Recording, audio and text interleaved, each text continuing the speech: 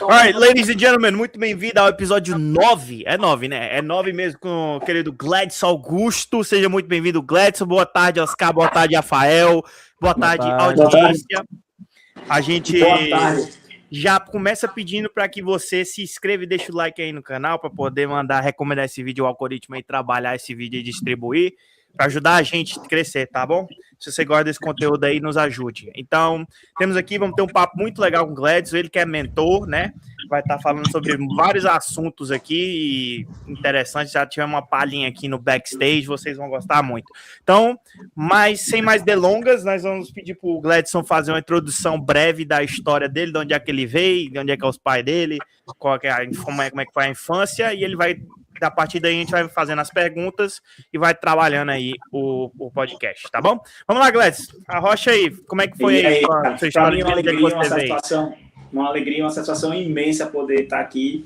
Eu ia falar anteriormente, não era agradecer a vocês. Eu acho que vocês vão ser um dos primeiros, assim, que eu vou poder dar uma entrevista, assim, no sentido de podcast, falando sobre algo da minha nova versão, né? Eu já participei de alguns podcasts, mas só que enquadrado dentro de alguns assuntos e alguns temas. Eu acho que vai ser o primeiro que eu vou ficar bem livre e poder falar algumas coisas que eu sempre quis falar e fiquei um pouco preso. Então, para mim é uma alegria e uma satisfação, agradeço o convite. Rafael, amigo, parceiro, só que agradecer, que contribuiu num período da trajetória aqui, tanto da minha como da minha empresa aqui também.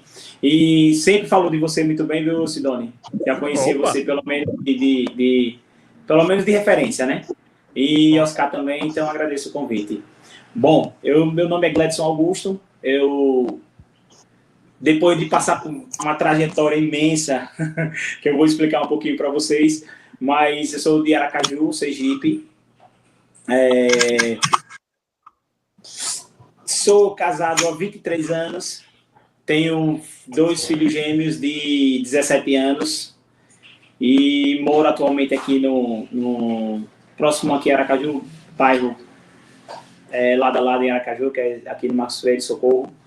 E para mim é uma alegria, né? Uma satisfação imensa. Hoje, praticamente, eu tenho um escritório de marketing e publicidade e ajudo também com mentoria e palestra, né? Muitas pessoas aí, candidatos, pessoas físicas comuns, né? Pessoas comuns. E hoje eu atuo nas 4 áreas. Hoje eu tenho uma meta em mente. Quando você entende que não te cabe mais em todo lugar, né? Qual a minha meta hoje? Minha meta hoje é alcançar ser um dos maiores mentores do estado de Sergipe e do mundo. Aí o cara pergunta como eu consigo. Quando você entende como o universo ele funciona, aí você consegue ajustar qualquer tipo de pessoa. Hoje eu atuo na parte empresarial, na parte política, na parte pessoal, né, e artística. Aí eu tenho veia e tenho case para todos, porque eu já passei por todas essas trajetórias. Então, vou deixar vocês aí, um breve resuminho sobre mim. Eu sou filho de Maria Angélica dos Santos, né? E meu pai, José Augusto, faleceu tem aproximadamente, meu pai, uns 3 meses. E tenho 11 irmãos. E para mim é uma alegria. Quando você entende que a sua trajetória ela tem um propósito maior e ela tem um objetivo lá na frente. Aí você... Quem é você? Aí você percebe que tudo isso faz parte de uma evolução. Bora lá, galera. Quem quer perguntar primeiro aí? Acho que o Rafael, né, que é mais conhecido, chegado, né? É mais chegado. Eu vou dar... Assim, eu estava pensando, né, conte mais sobre a trajetória da Up Digital, né, empresa que eu não participei desde o começo, do início, e desde o dia de hoje, assim, que você vê que desenvolveu bastante, né, eu fico feliz por isso. Participei lá no começo, quando só tinha apenas um computador, e hoje eu vejo o resultado que está hoje, eu fico muito feliz. E, cara, essa é a pergunta que eu tenho, porque eu estava pensando ainda, já jogaram para mim agora. Então, veja bem, como eu venho de uma trajetória, cara, que assim, o primeiro ponto é você entender como minha mente, um pouquinho como minha mente funciona. E aí, o que acontece? Eu venho da parte da gastronomia, sempre foi minha profissão. Gastronomia, chefe de cozinha. Desde 16 anos, cozinhando, e minha mãe me levava para um trabalho que ela tinha, que ela era cozinheira, e quando tinha algum tipo de evento lá, eu sempre ia ajudar, né? E aí fui gostando da veia, e aí o que acontece? Com 15, 16 anos, um cara me chamou perguntou se eu queria ser ajudante de cozinha e trabalhar com eles. E é um pessoal que, assim, que eu não falei para vocês, mas eu venho da tradição evangélica cristã, né, do 27º dia, então eu guardava o sábado. E aí o colega falou bem assim, rapaz, você quer trabalhar como auxiliar de cozinha? Eu disse, rapaz, quero sim. Lá eles dão sábado, segunda a sexta. E aí eu fui. E nesse período, assim, durante minha vida toda, eu me tornei chefe de cozinha e atuando dia de final de semana na igreja e trabalhando na cozinha. Aí esse período, assim, aí teve a pandemia, né? Depois da pandemia, tudo parou. E aí eu montei uma frutaria, cara. Aqui eu moro numa avenida, montei uma frutaria. Nessa frutaria, assim, ficou quase uns 3 anos a 4 anos fechado, né? Isso, a pandemia, mais ou menos isso. Vocês me corrijam aí, por favor. E aí o que acontece? E aí comecei a estudar sobre marketing, né? Eu botava a frutaria, ficava de 7 horas da manhã aberto até meia-noite, 1 hora, não tinha tempo. Eu estava focado em fazer dinheiro. E aí de 7 até... Então quando eu estava lá na frente, eu estava no computador. E aí eu fui começando a ver o design, estudar um pouquinho sobre marketing digital. E aí me deu a vontade de, tipo assim, de montar um escritório. Comecei a fazer alguns trabalhos de gerenciamento de Instagram da academia, e foi bem bacana esse período. E aí a cabeça vai sempre evoluindo, e aí eu vi que a frutaria não fazia tanto sentido quanto a questão que era, na verdade, o freelance, né? E aí eu peguei um ponto comercial, que era do lado da minha casa, e aí comecei a montar um escritóriozinho com a mesa, né?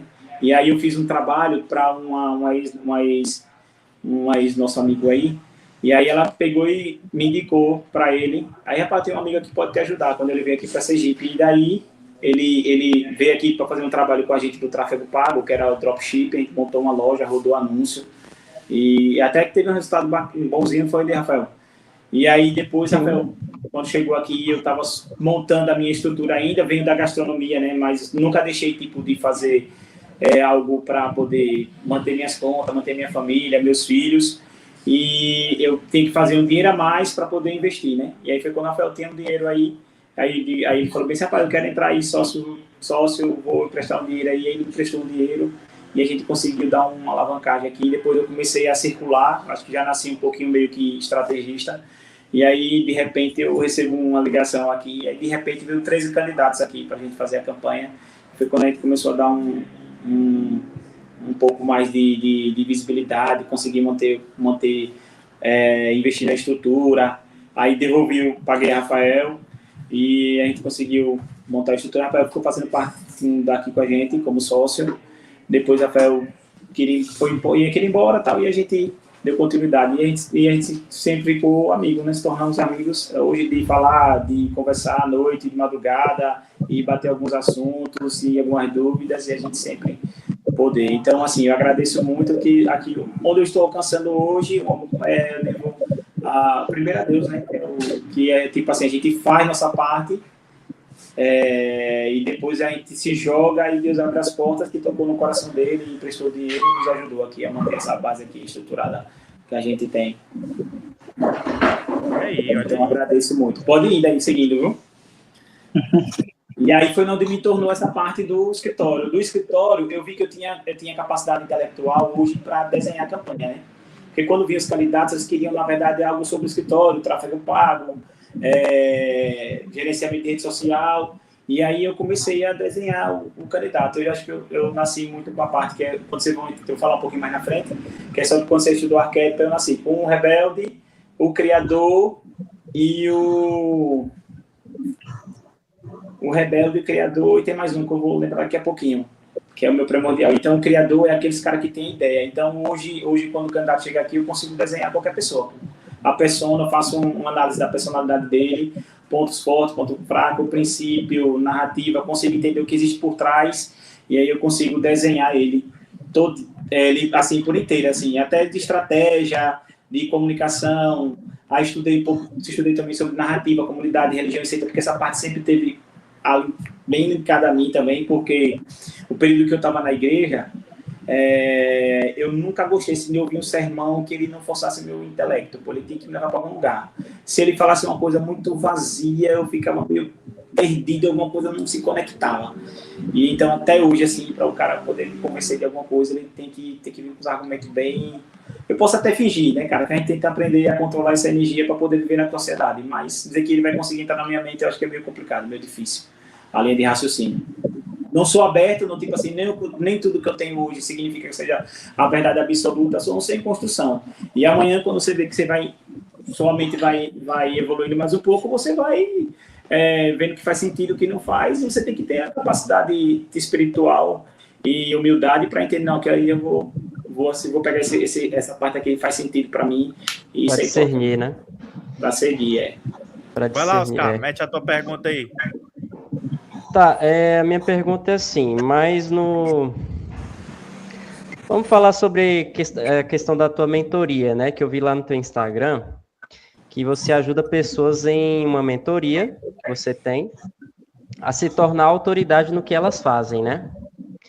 E qual o método que você mais utiliza para essas pessoas alcançar essa autoridade? Então, velho, vamos lá. Como eu falei para você, na parte do marketing, eu descobri que eu tinha essa parte criativa. Só que quando você vai estudar um pouco de prosperidade, física quântica, aí você vai entender que existe uma energia. Uma energia é como se fosse um acesso, que é o acesso da criatividade que Deus deixou, o divino deixou para todos nós. Ele é disponível para todo ser humano. Só que tem uns que conseguem acessar, outros não. E aí eu entendi que eu consigo ter eu consigo, acho de tudo que eu já estudei, que eu sempre fui um cara assim, que eu não durmo um dia, cara, é sério mesmo. Sem aumentar meu QI pelo menos 1%. Eu tenho que aumentar meu QI pelo menos 1%. Eu tinha visto isso com, acho que não sei, um mentor, cara, mas há muito tempo atrás.